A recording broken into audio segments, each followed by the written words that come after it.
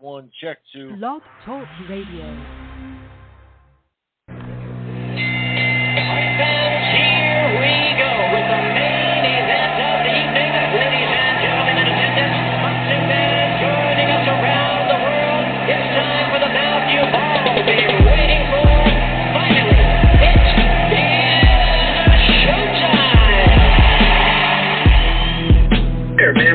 Dedicate our life to this sport. We do thousands of sit-ups in camp. We run hundreds of miles, for the ones that take it serious. And we just dedicate ourselves fully to our craft, man. We watch tape. We have attitude. We rooting, and we go into that fight to lay it on the line.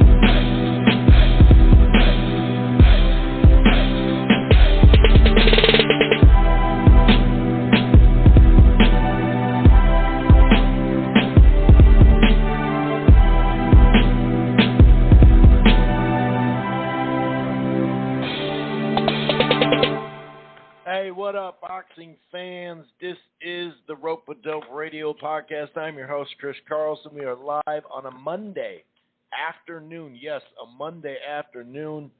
The fight last night was so big, I almost did I didn't almost do a post-fight show. But I got some stuff going on Tuesday that is going to limit my time frame.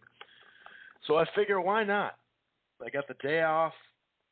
NBA doesn't start for a couple of days, couple of hours. So here we are. We are here to recap some of this snatch racket. The snatch racket, right? That's what well, you know what? I said that wrong, because the snatch racket kind of sounds like the 1920s and 30s bank robbery stuff.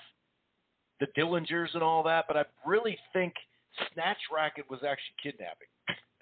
So anyway, we're back with it. It's the Roaring 20s, and actually, if you look at the wealth gap, we're actually pretty much closely lined up to the Roaring 20s. If that makes you feel a little bit better. Now we have the internet, so I could literally go online and fill out surveys for 6 hours and have enough money for food. So it's a little different, right? We're not going to have a dust bowl, although we may climate-wise. Anyway, I'm way off topic. But then again, this is an exhibition. It's entertainment. The title of the show, Don. The Don. He is the Don. Floyd Mayweather is the Don. John Dillinger, a.k.a. Floyd Mayweather, sticks up Huggy Bear, a.k.a. Logan Paul, on pay-per-view. Now, something that's kind of funny to me, okay? Something that's kind of funny is a lot of people on my Twitter timeline and in the boxing forums and in public. I actually heard people literally when I was grocery shopping today talk about this fight like, dude, what the hell, or this, that, or have something about it, right? But I saw a lot of people on Twitter off at Floyd, mad at Logan Paul for holding. I mean, why wouldn't he? There was a moment there, I don't even know what round it was, the 6th round, or it was at the end of the round where it looked like Floyd actually got him with a pretty damn good shot. And all of a sudden, he was the one holding, if you know what I mean. He was kind of holding them up. But and Logan even said after the fight, hey, did he carry me? Anyway, now I did not purchase this fight. I just so happened to, I didn't illegal stream it either, okay? I didn't. Now, the Arias Hurd fight is on YouTube right now. That's their problem. That's not illegal streaming. I just watched it. That's their problem. Go to YouTube. That's not me. I'm not telling you to go to YouTube and watch it, but it's not illegal because it's not live streaming. And they have to take it off YouTube. Okay? No, I'm just playing. Anyway, my nephew just happened to, I figured, I haven't talked to my nephew in a while. Why don't I give him a ring? Oh, what do you know? The exhibition's on. And he's got some, what do you know? Oh, FaceTime, what do you know?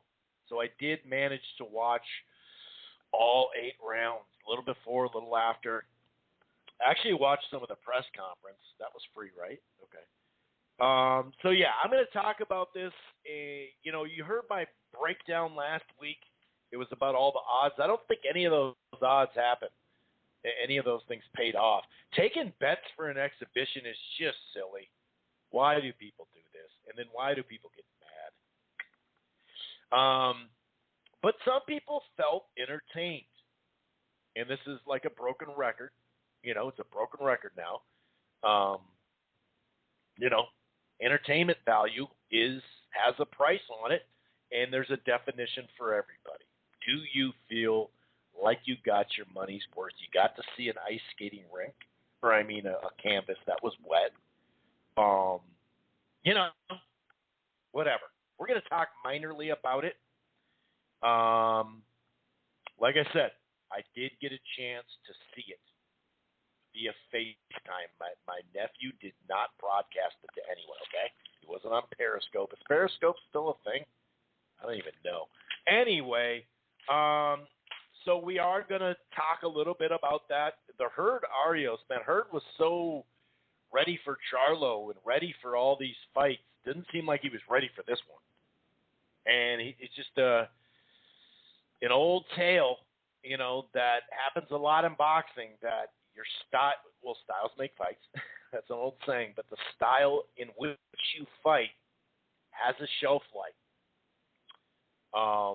And you can either have a shelf life like in Europe, like in Italy with the bread where it's fresh daily, or you can put a bunch of shit in it and it'll be on, the rack for about 13, 14 days here in the States, right?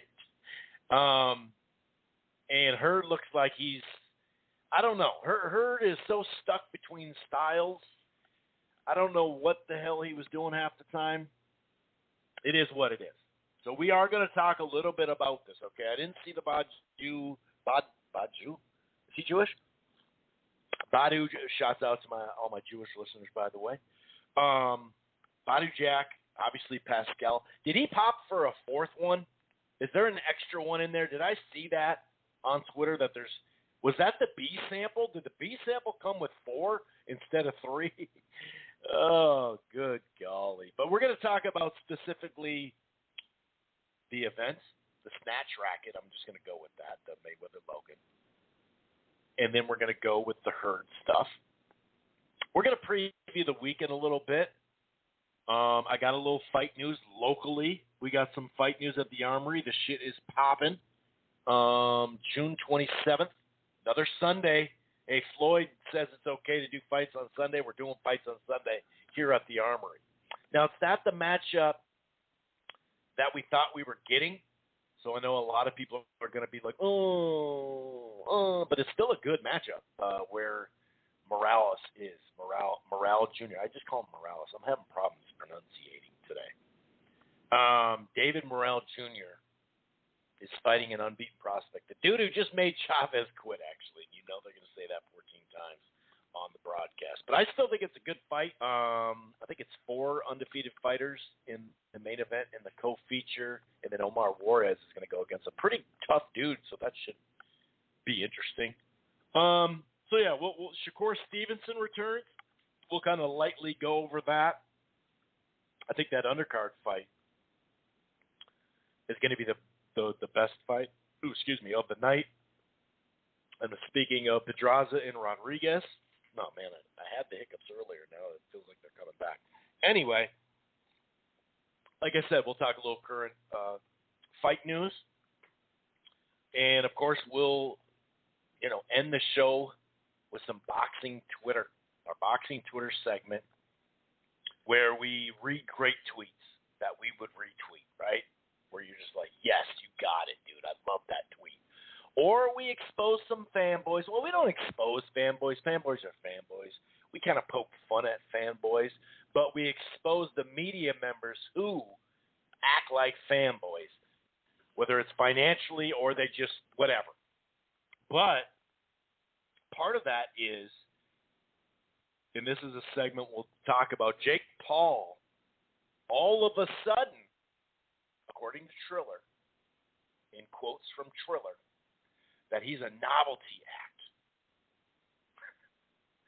You don't say.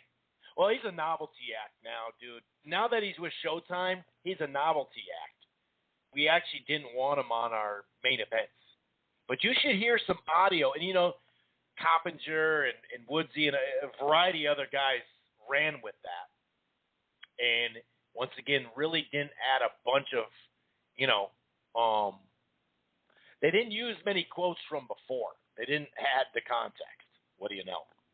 I have some audio that puts some context in how they thought of Jake Paul before the fight, and then according to their pay-per-view numbers that both these people and many other people ran with,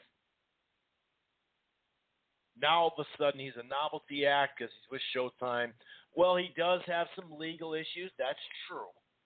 At least someone pointed that out. I think that was Woodsy. You credit him. That was legit. Okay. We'll see where that goes, though.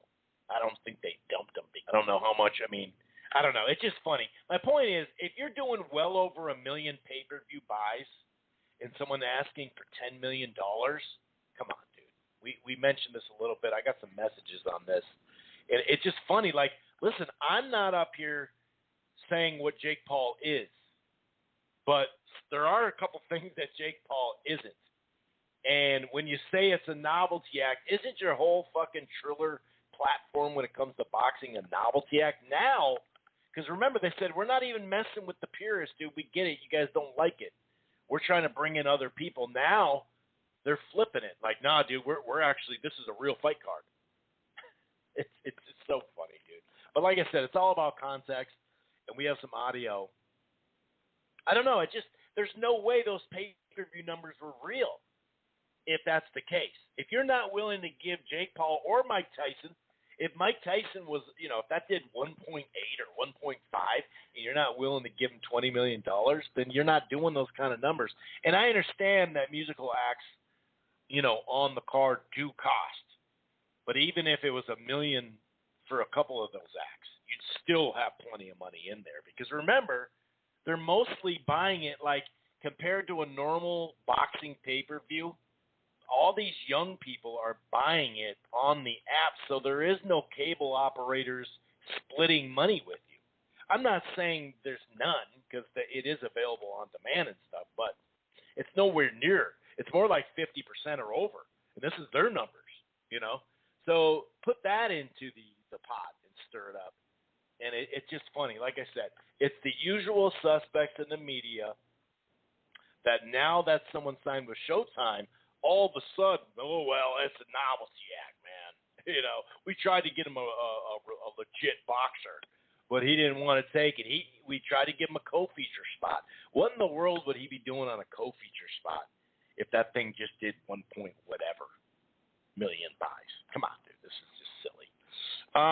Anyway, if this is your first time listening to the Rope-A-Dope Radio podcast, welcome. It streams live right here on blogtalkradio.com/Rope-A-Dope Radio.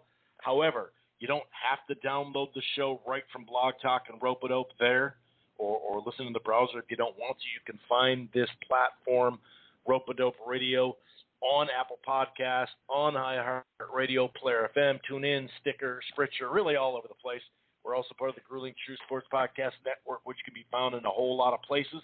While you're at it, why don't you head on over to thegruelingtruth.com. It's boxing, football, basketball, baseball, hockey, everything in between.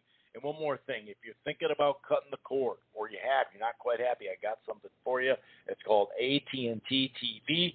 The plans start as low as $69.99 a month. Simple pricing, no hidden fees, no annual contract. You can stream it anywhere on any device. The cloud DVR is available. If you sign up right now for the Choice Package and above, get a free year of HBO Max. That's AT&T TV. Okay. This is a big one, man. This is a big one. Wow. Big. I'm just kidding. I do think it is funny, though, how people are really mad that Floyd didn't knock him out, that, like I said, what's his toes was holding, Huggy Bear was holding. Like, of course Logan Paul's going to go into survival mode, dude. Why wouldn't he? I can't get mad at him for going into survival mode. I don't know, man. It's you're paying for an exhibition.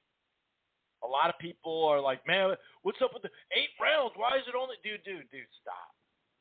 And you know, I mean, to be honest with you, the grappling, which I assumed he'd use, he did a pretty good job at it. You know, maybe Floyd would get a punch or two off, like a leaping left hook or something. Didn't throw many right hands at all. But, and that, the holding was huge because he's got at least 40 pounds on him, you know, when push comes to shove the next day of the full hydration. Who knows if he was over 200 pounds or not, I don't know. But he's got 40-ish pounds on him. So if a guy who, what did he say, that he was 5th in the state of Ohio, and Ohio's a pretty good wrestling state. So the guy knows how to handle himself leverage-wise and all that, and holding-wise, and he did a lot of that, obviously. And so it is hard, and, you know, 40 pounds. Like, it is hard to do that.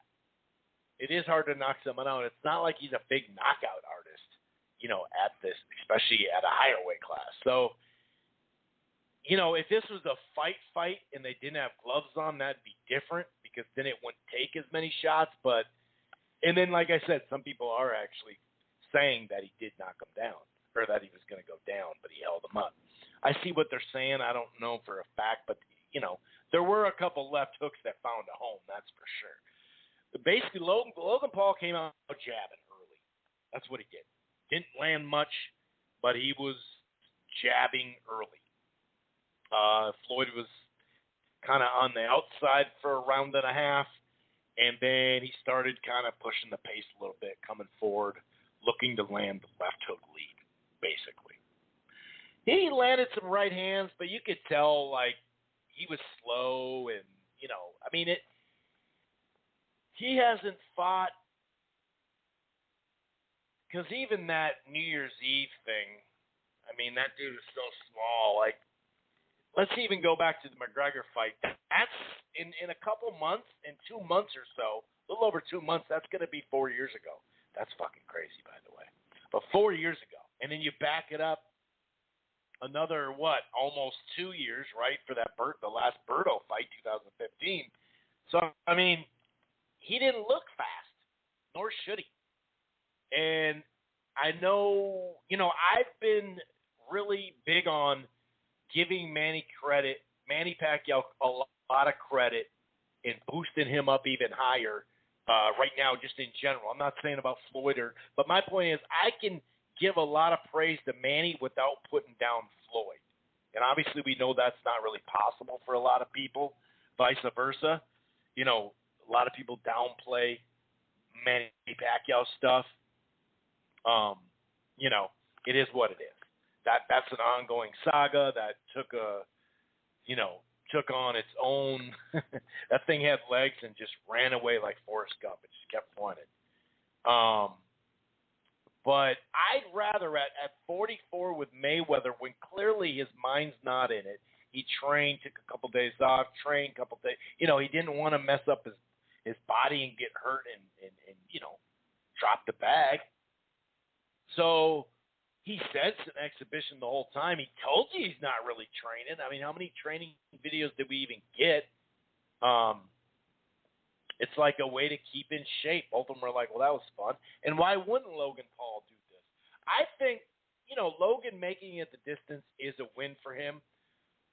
And it seems like he wants to stay in the sport, whatever. But Jake Paul, I think that's the biggest winner because now, and I'm not saying Jake Paul against Mayweather. I'm just saying, not to say that wouldn't happen, but I'm just saying that they go, yeah, but Jake knows how to straight punch. Jake has power, you know? Like, it's easy. Like, he was crossing over anyway, Jake Paul, as a boxer, but now I think this does help him, right? But as far as, like, legacy, I mean, even before Manny Pacquiao fought Thurman and now is fighting Spence. Some people had him ranked higher. Some people just think he has a better resume. And that's fair, you know. A better career as far as resume, obviously Floyd Mayweather had the best career as a boxer. I'm not saying resume, I'm saying best career as a boxer. He didn't lose. And the ones that you thought, you know, Castillo and Maidana were the ones that people thought he gave rematches. And then obviously, you know, the dude, you know, generated so much money, still generating money. So I'm not worried. Like, I can big up somebody and give a lot of credit without tearing somebody down in the same process. And I know that's really not a whole – it's a very small percentage of people that can do that, it seems. And especially like on boxing Twitter, you know. But that kind of goes back to the hate, the this, the that, whatever. But back to what I was saying, Floyd is retired. He admits it. So would I rather see a story play out where the guy's way past his prime and he's getting hit with punches we've never seen him get hit with, and he's taking a beating? Now, I know when I just explained that, some dude's got like a halfie right there, and some dudes start doing push-ups and shit. Like, that does it. People do want to see it get his ass kicked, obviously. There's a large, I think that's the majority of people. Now, I'm saying majority meaning over 50%, right? Like, majority of owning a company, right? I'm not saying everybody's like that. But it is what it is, and if you're still, to still get mad at Floyd in an exhibition, it just really shows something about you. Like, I don't know what you thought this was going to be. I really don't know. He did come forward. He wasn't trying to knock him out per se, but he was trying to throw bombs. He didn't have when did he get McGregor out? Like the 10th round, 9th round? I can't even remember. But let's be honest, McGregor was more active than Logan Paul too, which is obvious. Anyway, you know, after a few rounds, you could clearly see gassing. Logan was just gassing, which I don't blame him. And he was holding more rather than just strategy. He was just like, I'm holding now, period. But yeah, he barely threw. Floyd barely threw his right hand. And when he did, it didn't look good. Left hands to the body, no doubt. Some decent right hands in the 5th round. Logan did better, like jabbing some, like in the 6th or whatever. But yeah, dude, I mean, to get mad at this is just like, dude, what are we doing here? What are we doing here? Don't buy this shit then. You know? Don't buy it. If you're mad on Monday morning, don't buy it then. I don't know how more obvious it was that this is an exhibition. How much more could he say? You know what I mean? Like, he told you exactly what it was. Basic stuff. I don't know. So yeah, it sounds like he's going to be done. I don't know. You know what I mean? I hope he is, in a sense. You know what I mean? Because there's just no point. Well, there is a point, but I just don't. It is what it is. If he keeps going, that's fine. You know, if not, whatever. So I don't know. I'm getting all sorts of messages. Oh boy. This is just another time where if you just hated Mayweather straight up, you're now seeing those people. You probably knew some of them already, but it's getting to the point where you're like, oh, really, dude? Oh, that's how you feel about an exhibition, huh? Or their great boxing hardcore knowledge when they don't even realize that so many people. I mean, the pros versus jocks, like Shaq against Oscar, Shaq against Mosley. I mean, that was with headgear. I think Floyd would have taken more chances if it was headgear. Logan probably would have too, but I don't know, dude. It is what it is, man. I'm not been pretty neutral the whole time. The only thing I'm not neutral is I don't pay for exhibitions on pay-per-view. You know, I said that the first time. What was it? Last November? Was it November? Yeah, with Tyson and Roy Jones. And you know, just to compare it like that, those two for their ages didn't make a fool of themselves. I'll say that. But I don't think Mayweather and Logan made a fool of themselves either. I don't think it was that bad. I think it was boring. But I wasn't expecting a brawl. You know what I mean? Anyway, as far as the Herd fight, though, because I didn't live stream that or steal it or anything. It's on YouTube right now, a couple different times. Actually, there's highlights. There's two of them out there. One of them is way better than the other. I think the bad one is like a 45-minute one, just a heads up for those who are going to watch it. It just skips and it's all over the place. By the way, this thing must have done pretty damn good if the Showtime app was having issues. They better get that shit figured out for the Jake Paul fight coming up against Woodley. I'll say that. But it tells you a lot of young people were into it, obviously, because they're signing up way more or buying it way more on the app than they are cable, right? The cable way. So, I don't know. I don't know if it did 2 million, 3 million, a million. I have no fucking clue. What they do, like around 30,000, they said the attendance was anyway. We'll see the live gate. Judging by some of the ticket prices on the floor, which that seems like what they were really worried about was the floor, you know. They weren't really trying to sell this thing like 50, 60,000 people or anything like that. But we'll see the gate. It'll be interesting to see, although Florida, Texas different. And one was a real fight and one wasn't. But it'll be interesting to see the difference in Canelo Gate in that one. Oh, yeah. Jared Hurd. You know, a lot of people still say that the Charlo Hurd fight was marinated and that's why it didn't happen, which is just nonsense. It's not true. Don't get me wrong. There are plenty of fights that's happened to. But this is not one of them. They didn't marinate this and stretch this way out. He beat Erislandy Lara. Hurd was coming off a great victory over Lara and then got shoulder surgery, right? And then came back against basically a no-hope opponent. Didn't really look that good. Then knocked the guy out. Then lost to J-Rock in his next fight. And the reason why they didn't go right to Hurd or right to Charlo there is because Charlo lost to Harrison right in that same time frame. So they had to have a rematch. You know, so, like, it's just funny. But anyway, Hurd does seem still stuck between styles. Arias was landing his jab and hooks. Both had it in body in the first 3 rounds. You saw Hurd on the ropes more than you probably ever have in a fight. Hurd started picking up, you know, the pressure a little bit more like in the 4th round. He landed like nice uppercuts on the inside. Started winning the inside more for the most part, say in the 5th and 6th round. He just started landing better. Whereas Arias would land, but then he was resetting.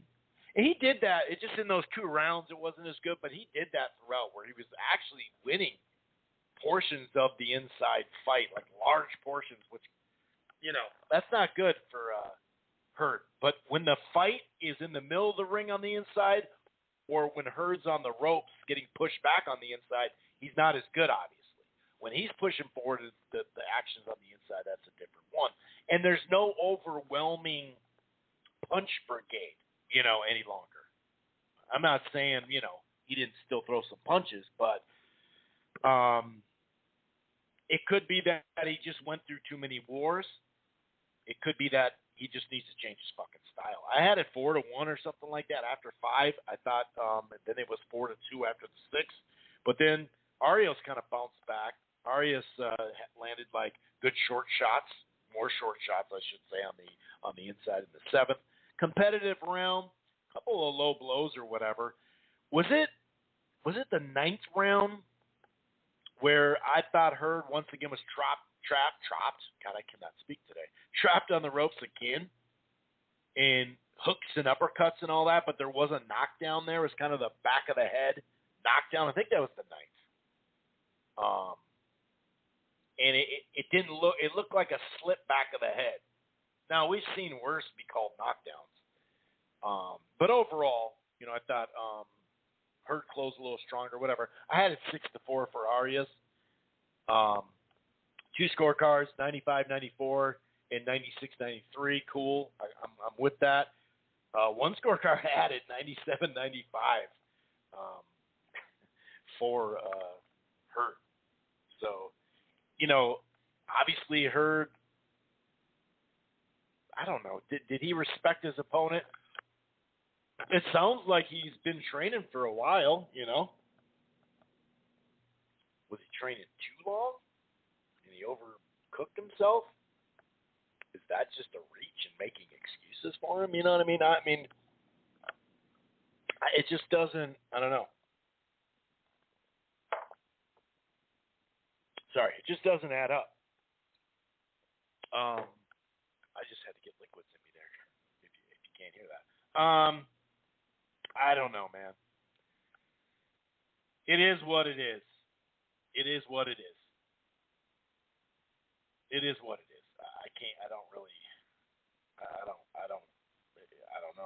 I don't know, but he was sure looking ahead to Charlo. That's for sure. He was looking ahead to Charlo like a mother effer. And, a lot of people just kind of go with, that thing. The Charlo thing. Oh, they were keeping Charlo away from him and all that. It just, imagine if Hurd lost and then he fought Charlo right then, that they would have freaking just destroyed him. Anyway, that's it. That's a great win though for Luis Arias. I mean, hell yeah, good for him. Should Hurd just stay at 160? Probably. I don't know. I just think he needs to go back to his own style, dude, and throw more jabs or something like that. Move your head when you come inside more. You know what I mean? But this whole, shoulder roll feel. I mean, the shoulder roll thing didn't work from that fight I was telling you about after his shoulder surgery. That was on the undercard of Wilder Fury 2, so that would have been 2018. Remember, it was Weldon, wasn't it? Shout out to the UK. Was it Welburn? Welburn. He was doing the shoulder roll and shit. It didn't look bad. He's like, fuck this. I'm going to just fuck this guy up. I don't know. I credit him for trying to change his style. I'm not trying to rip him for trying to change his style. But if you're going to change it that much, then I am kind of being critical of that. Because it's like, dude, and don't get me wrong, there are some times where he landed decently off the rope and stuff, but it just, he's not going to be able to do that against, a high-level guy. It's just not gonna. You know what I mean? It's just not gonna. So, yeah, it is what it is. Hopefully you're happy. Maybe you're not. I don't know. But, if you buy this type of stuff, you just don't know what you're going to get besides knowing what you're kind of going to get. It's an exhibition. Anyway, moving on. Shakur Stevenson is back in action this weekend. He's taking on Jeremiah Nakathila for a vacant, with Bob only, WBO interim junior lightweight title. But the fight I'm most looking forward to is Jose Pedraza against Julian Rodriguez in a 10-rounder. That's what I'm looking forward to. And when you look at the month of June, I do have some interest in some of the main events. Nakatani for Lomachenko coming back from a loss. and he's been off for since October. I think that's an interesting opponent. I want to see it. I'm not saying it's a 50-50. I'm just saying I want to see it. Obviously, Rosario and Logan, I want to see it. There are some good undercard fights. I like the Barrios Gervonta just because of the weight, and he does have power. Does Barrios? But once again, I'm not screaming 50-50 or that's an awesome fight or whatever. It's just for what was out there for this fight, I don't think it's that bad of a fight. I do remember, speaking of the Pedraza and Julian Rodriguez, who is, I think he's like 20-0 with like 14 knockouts or something like that. I remember a while ago the Belamontes fight. He took on Belamontes. He fought a few times last year. I remember his last fight was Rodriguez against Rodriguez, I believe. Actually, let me check. And then there was he scored like a knockout or a TKO of an unbeaten prospect. He's not really heavily tested, but I like it. It's an interesting fight. Pedraza tends to, he's coming off a couple of wins over guys he should beat. After that's a Pata loss, and obviously, going back a couple of years, the Lomachenko fight. So I like that fight. I think Pedraza actually will win, but I see that as a competitive fight. I'll be honest with you, though. It's a light weekend. It is light. Marco Antonio Barrera versus Jesus Soto Cross exhibition, 6 rounds, Fight TV. That's June 11th. Okay? So mark your calendars for that. Oh, DAZN does have Louis Ritson and was it Jeremias Ponce or something like that? I think that's like an IBF. I think that's like an eliminator for the IBF. Yep, it is. IBF junior, so 140. It's junior, not welterweight. Junior welterweight. So that's that. Like I said, it's a light weekend. I'm not going to act like it's not. It is a light weekend. So not a whole lot to break down. Cameron Gillian on his Substack, shouts out to the UK, says Beterbiev and Joe Smith are targeting a fight, a unification in September. Top Rank, promotes both. So that'd be WBC, IBF, WBO. Someone from Top Rank says, we don't know the exact date, but we know Top Rank are waiting to make the fight. They're talking about September. So that'd be dope. There's some local action here. David Morale Jr., the stand all the way out, amateur from Cuba. I think he was 130-2. I think one of his losses, I think he got back, but another one. The other loss was to the gold medalist on the Cuba team. So he's back in action. We did think it was John Ryder. My guess is that's the next fight because it was called by his secondary wheat belt Al. So I don't know exactly right now what happened to it. I'm getting some feelers out there right now. It could be that Ryder got a little banged up or something, or maybe he's like, I'm not ready for it that day, but that doesn't make sense as far as not being ready because he did put out the date a while back. So I don't know if they gave him a little step-aside money. Doesn't look like he's going to be on the card. And then maybe the next fight's going to be with him. That's what I'm hoping. But, the Ryder thing was like, whoa, that seems like I think he can beat Ryder, but that's a really tough fight. So maybe his people, Morale Jr. fought December.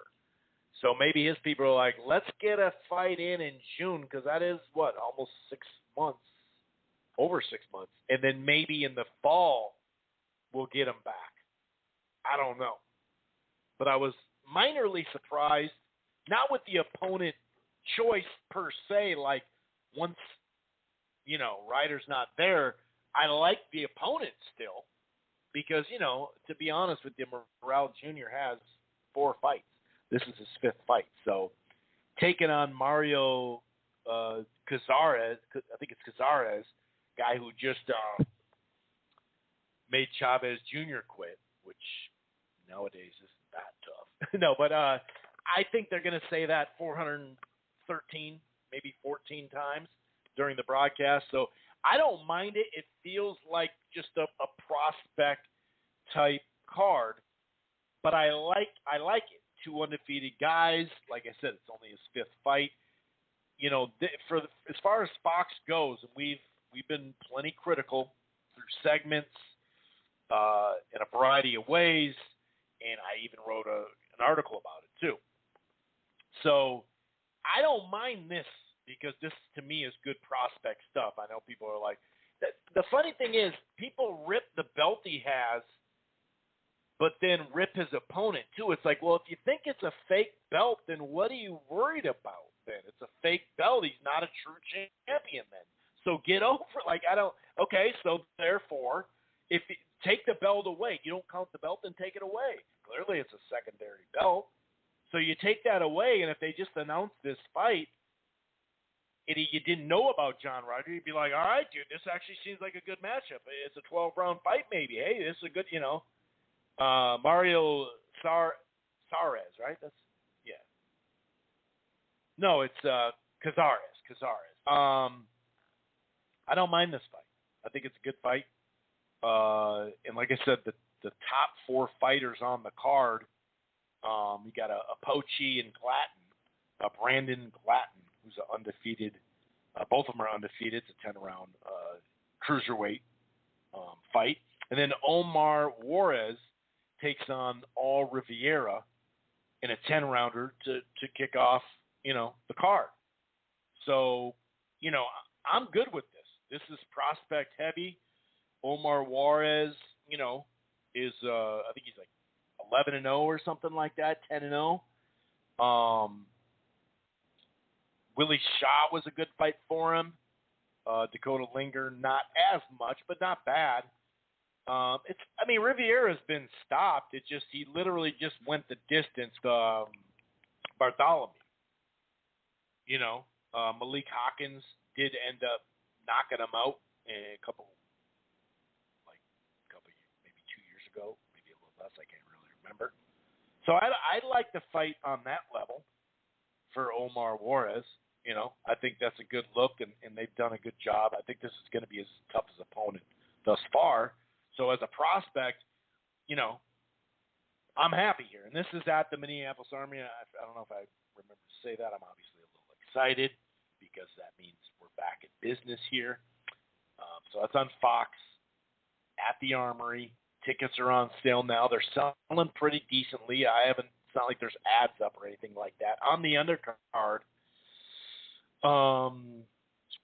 Bashan Owens and Joe James will be featured. That's from Minneapolis in St. Paul.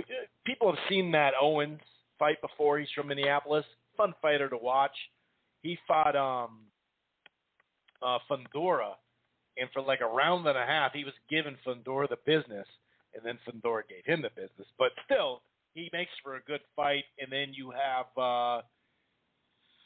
it sounds like his opponent is Joseph Francisco out of Tennessee. This is according to MinnesotaBoxing.com. And then Joe James, who's 8-0 from St. Cloud. He'll be making his Armory debut. So it'll be interesting, to see him too. Interesting to see what's up with him. So yeah, I'm happy, like I said, that fights are back in this neck of the woods, full capacity, should be pretty damn fun. Oh yeah, I forgot to mention someone told me about, or someone messaged me. Chad Johnson, Chad Ochocinco, went the distance with. He went, was it 6 rounds? I didn't see that fight with Maxwell, but I did see him get knocked down because that, obviously that's what was popping off, right? A lot of people were pumped about that. So, there isn't a ton of huge fight news. You know what I mean? God, look at the punch stats. Okay, the punch stats from there. Someone sent me these here. Mayweather landed 43 of 107 for 40%.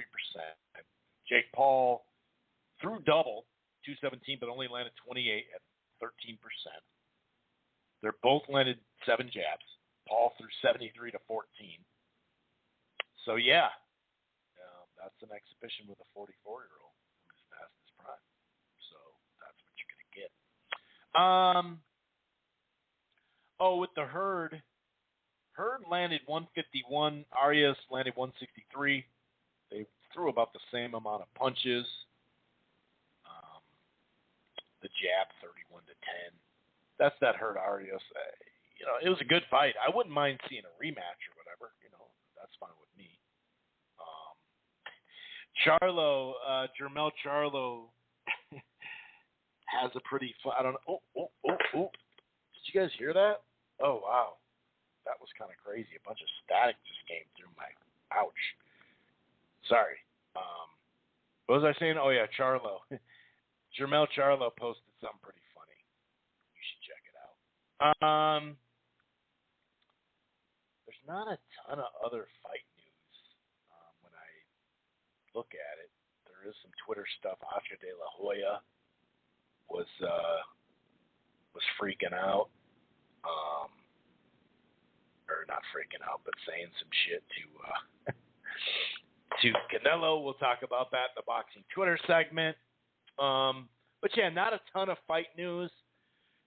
One more segment, then we'll get to the boxing Twitter segment, and then we'll see if, because it's such a random day, I never do it on a Monday, basically.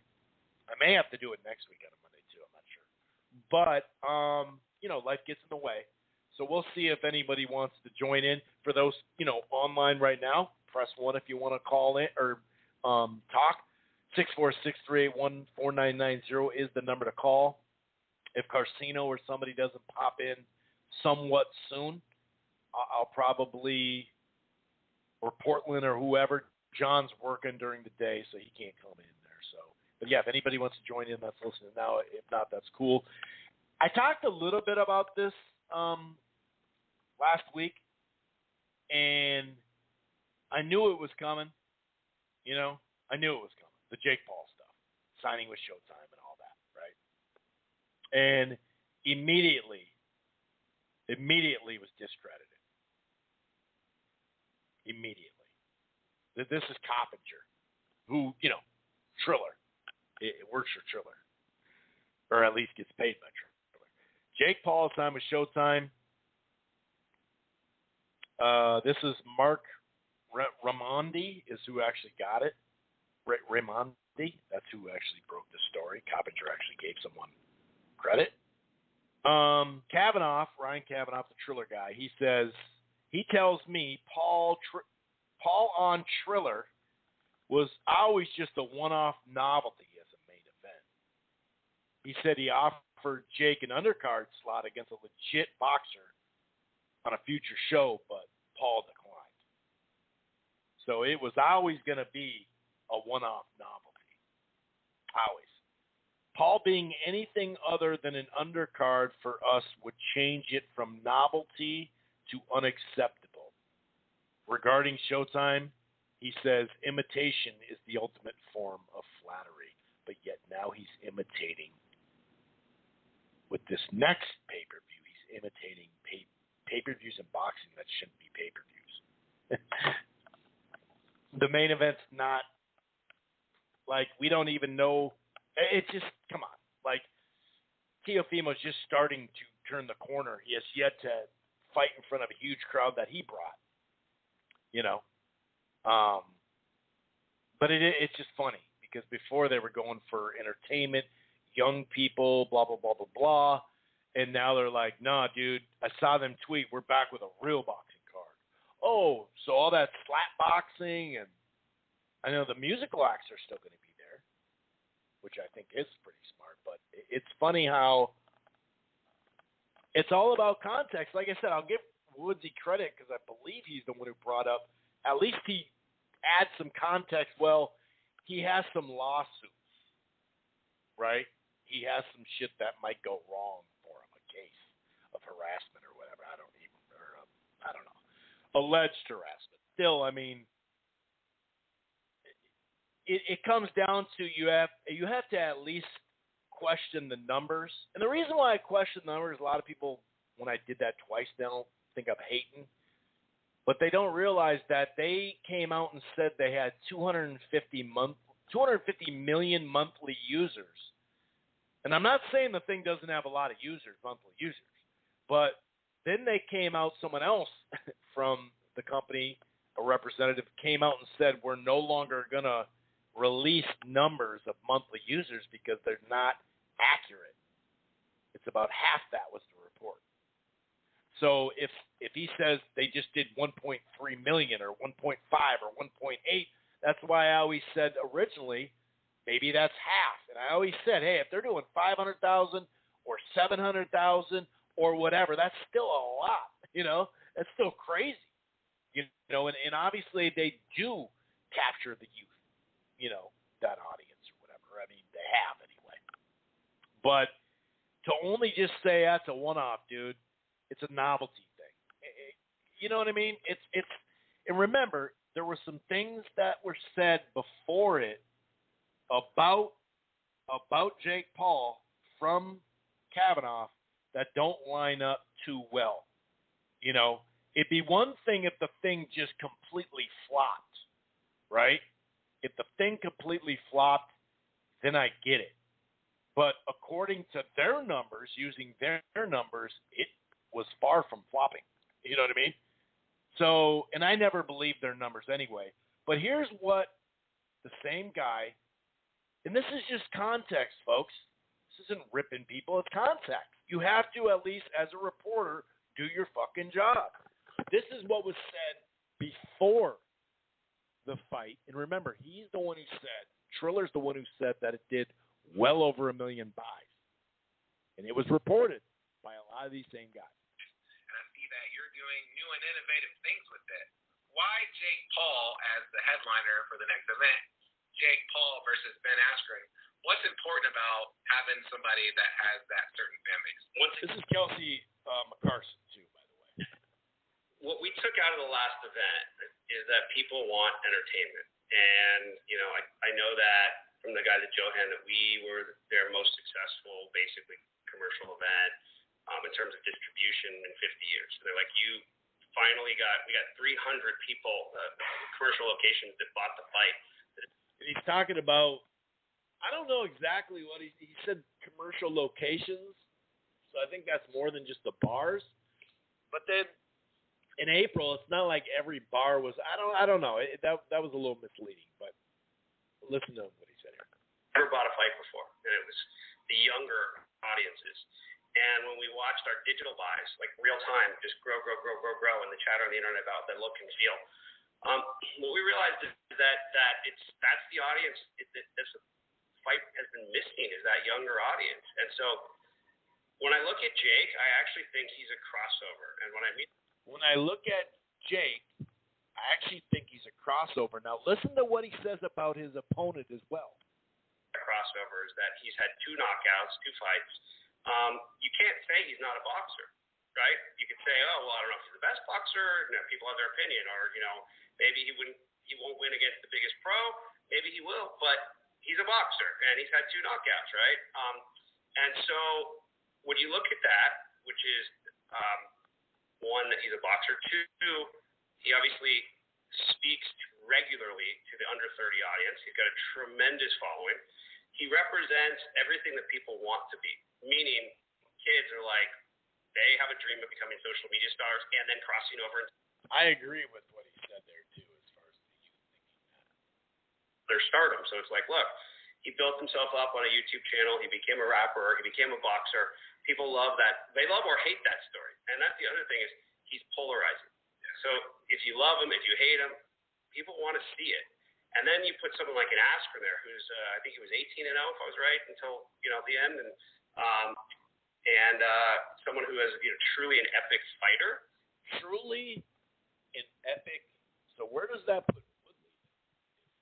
Askren was a truly epic fighter. And also is polarizing because of some of his personal stuff. You kind of got like two guys that the world either wants to see win or lose, but they want to see it, and they're very, very opinionated on it, which means they're going to watch it. And so to me, it creates this nice crossover of boxing, social media, MMA, all in one fight. I love it. I mean, even when Jake Paul was fighting Nate Robinson. So anyway, and that is Real Talk with Kelsey and Rachel, to credit them. So yeah, I mean. And there's more than just this one interview. I'm not going to play them all, obviously, But, I mean, this is just basic shit, guys. Just basic stuff, And like the people I'm talking about, the usual suspects, it's not like most of them all went to fucking schools I could never get into. So when I rip the media, just a reminder, guys, it's not like I don't think they do a good job at what they're doing. Like they're good at it, meaning whether it's a podcast or whatever, or being on Twitter, right? Or their headlines to make you clickbait. It's not that they don't have talent and they don't have a ton of boxing knowledge. It has nothing to do with that. It's what they're doing as that reporter. And a good chunk of these guys that I've noticed will sit there and rip the media when it comes to politics. And as we know, the politics media is fucked up. But you turn right around and do the same fucking thing in boxing. That's bullshit. That's all I'm pointing out. So to sit here and just say, oh, he's a novelty act. They had dudes slapping each other in the face on the undercard. I mean, to call him the novelty act could have been used already, is my point. But to sit there and be like, I was always a one-off. It was always going to be a one-off. And like I said, it goes back to those numbers. These same folks reported 1.3 and 1.5 or whatever million buys. And I understand for 3 songs cost you some money. I get that shit. J-Lo's going to cost some money, right? But it's not like you got to pay these people $20 million to come for 3 songs either. I don't think they make $20 million even to go to a birthday party in Dubai or some shit like that for an hour. You know what I mean? So it's just, this is just stupid. And I'm not protecting Jake Paul going into this. I didn't rip the last fight. I've been consistent. But if you're going to say all this stuff, which they were, saying all this stuff, talking about fighters need to do what Jake Paul's doing. If Jake Paul, if a fighter started making videos for what Logan and Jake did on YouTube, I respect them. But what they had to do to get views, and what you have to do to get some views, in that realm, the media would have destroyed them. The media would destroy them. But it's also taken away of doing it all day for like 8 to 10 years. It's like, so a fighter's supposed to do what these guys did? Like, come on, dude. Like, my point is, either they attract the youth and they're love-hate dudes, or they're not. That's it. And so if Triller is talking all this stuff about Jake Paul going into the fight, and then the fight delivers based off their numbers, then come on, dude. Like, this is pretty basic shit, dude. This is pretty basic. And I knew it was coming. I don't like it on Triller now. And I think Woodley, honestly, I actually do have interest. I admit when I have interest in shit. I have an interest in this fight just because I know Woodley, and I know watching him throw a punch is not a thing of beauty, right? But It's a lot better than Askren. And at least he's known to have some power and fuck up people at a high level in the UFC. That's all. That's all it is. That's all it is. And he has sparred people. He's been in camps before, minorly anyway. I don't know if I'm going to rent that or buy it. You know, I don't know. I mean, it may be right around, I may watch it with my nephews. You know, that one's like, okay, they did step up the competition, but to call Askren this epic fighter, but then to say, oh, we offered him against a boxer, he wouldn't take it. So fucking, it's like you wouldn't have wanted Woodley, dude. Like, give me a fucking break, dude. It's just basic. Like I said, I'm not trying to stand up for these exhibitions. You guys know my thoughts on them, but, and to me, this is a little less than an exhibition, or more than an exhibition, I should say, because they're at least near the same levels in a extent, you know? Like Logan Paul and, you know, boxing-wise, Logan Paul, Floyd, what the fuck? 2 50-year-olds, you know, fighting each other, Tyson, Roy Jones, whatever. Anyway, let's move on. So it just some boxing Twitter stuff. This is actually from Ron Lewis, shouts out to the UK. Incredible achievement by Great Britain to qualify 11 boxers for Tokyo in one qualifying tournament. The only other team with 11 is Uzbekistan, but they were handed some based on rankings. They got all theirs in the ring. That is pretty damn impressive.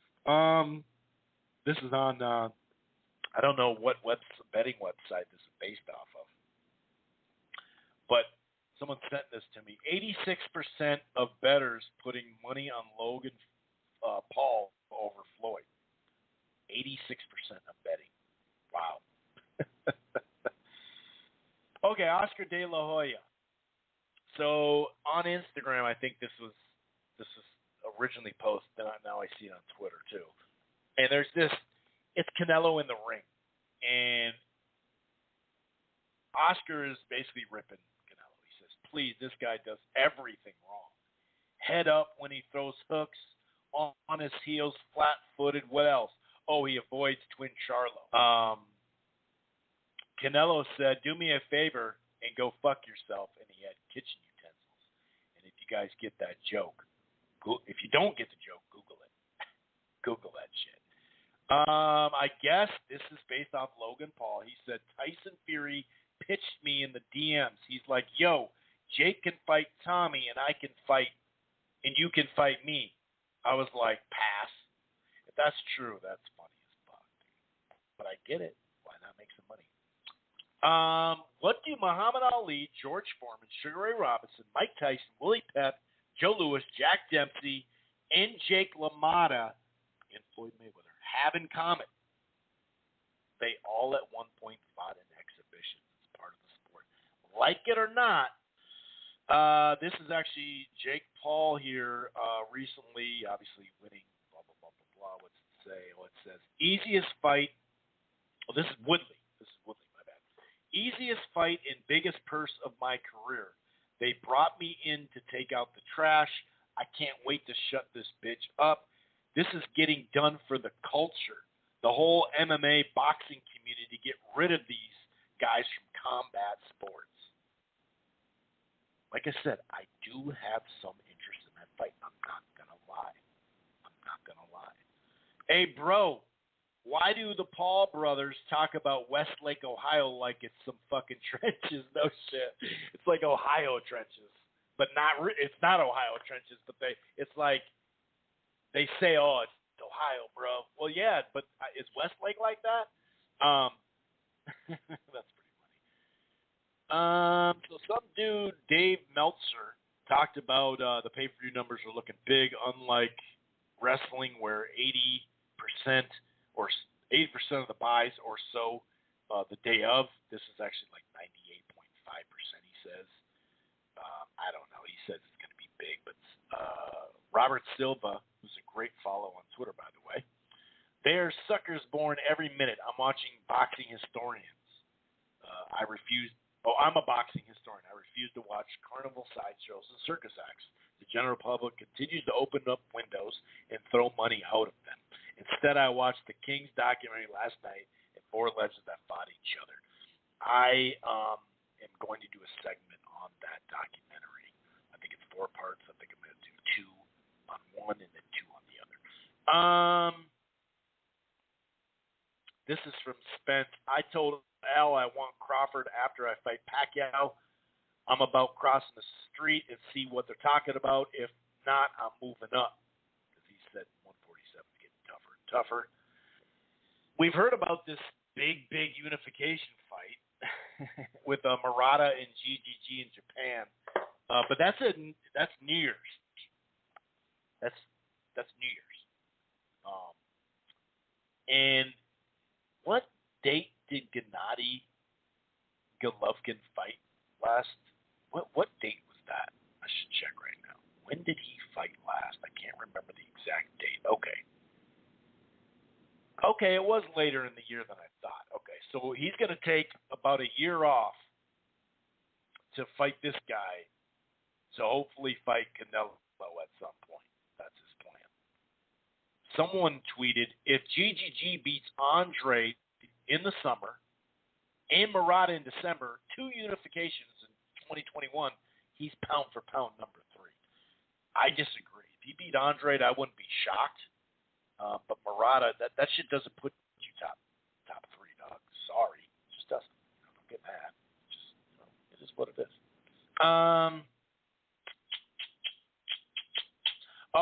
Nonito Donaire has had a lot of good tweets lately. But there's this picture that I believe Andre Ward posted up with Andre Ward and Nonito. And Nonito looking super young. He's super young, but look at how long his arms are, dude. You're like, yeah, he's a boxer. Look at it. Look at his fists already. That's what he said about Andre Ward. Someone said they grew up 20 miles apart and were at the gym at the same time. Both little boys grew up badasses. Well, Donaire became a badass, but he didn't really grow. And he says, actually, Andre Ward is a very key person. When I quit boxing, he got me back in and would pick me up to go to the gym and sneak me public transit money in my bag for me to go home with. He believed in me, which that's a pretty dope story. Errol Spence, I don't want nothing to do with Keith Thurman. That ship has sailed. That's a fight I really have no interest in. It's just how he is. He's a cornball to me. He's corny as hell. He really just believes his own shit. I can't stand him. That's a silly comment. That's silly. Whether it's at 47 or 54, because Thurman's talked about 54 a little bit too. But who else is talking about? Garcia. That's silly. That's silly. That's just as silly as Crawford saying, I'm done with Spence. They haven't even fully negotiated the fight. He just knows he's not getting 50-50. And for how, the last few years people have been talking about it, but it's never been fully negotiated. And talks didn't break down. Like, it's going to be next. We're going into negotiations. They never had that. And so for Crawford to say shit, that's silly. To be like, no, I'm done with it. Right? And I don't 100% believe him.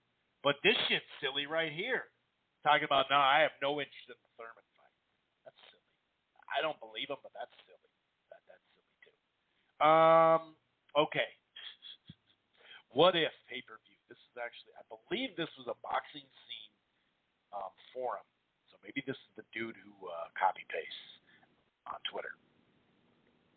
Wonder if pay-per-view was set up where at evening's end I could choose to redirect a percentage of my fee away from the fighters or individual fighter to a prescribed charity if I feel the fighter's effort wasn't failing? Oh, the effort was failing. The fighter would still have a guarantee, but there would be a percentage that he has to earn from the fans. And the fans pop down the $100 to see him. The charity can be set up, blah, blah, blah. Okay. $100. He said for distressed former fighters for charity.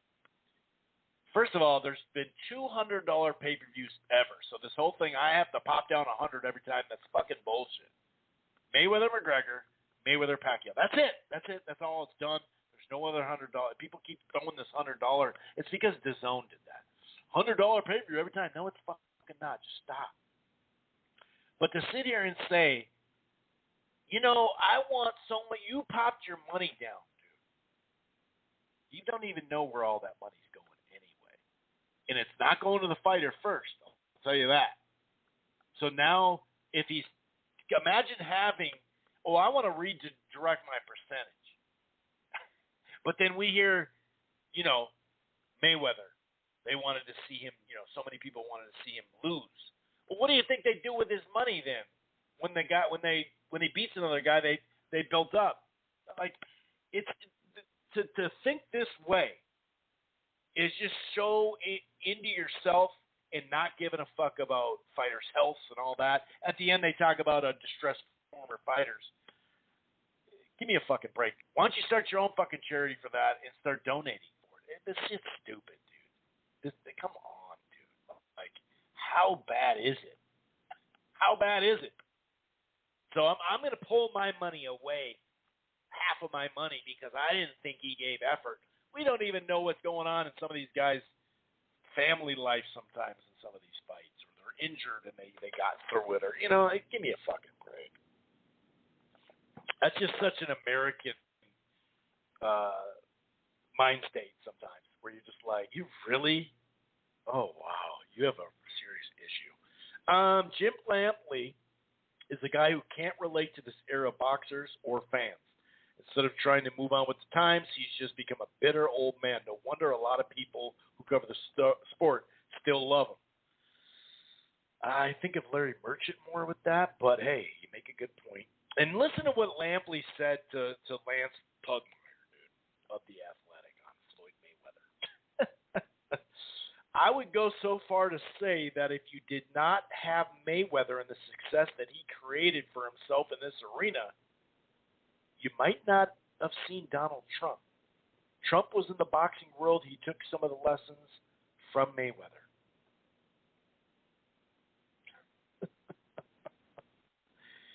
I had zero issues with Floyd and Logan making millions fighting in an exhibition. I have a problem with those complaining about it, paid and knew it before the fight. These are people who drive slow in fast lanes. Oh, boy. Hard to get a newbie into boxing when Logan Paul outperformed the face of the sport when fighting a common opponent. Anyone who doesn't follow boxing will think Logan Paul's performance against Floyd Mayweather was way more impressive than Canelo Alvarez.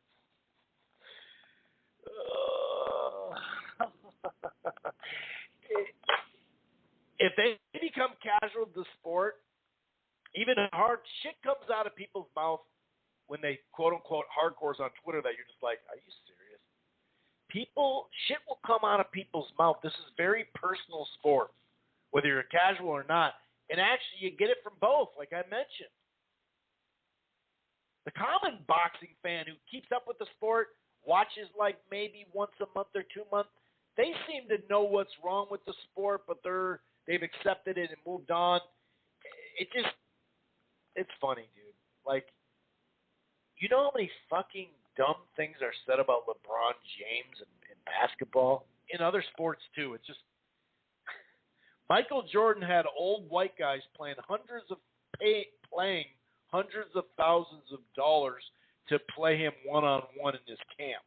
No backlash. De La Hoya Mosley fought Shaq, no backlash. Roy Jones, Ettore Gotti, Pernell Whitaker fought dudes on pros versus Joes, no backlash. You hate Floyd Mayweather because he made $10 million. That's funny. That about does it. Let me make sure some kind of news didn't pop up. Some kind of breaking news on BoxingScene.com.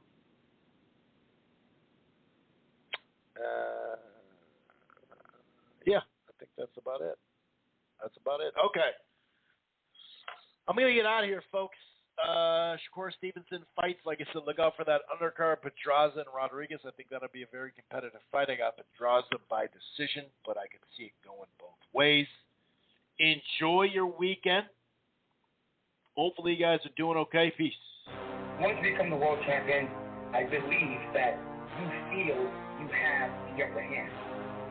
So now, as you fight, let's say you fight 4 or 5 years of straight survival, the bullshit, the holdback, and when you come over champion, you're like, you know what, I made it. I'm going to show you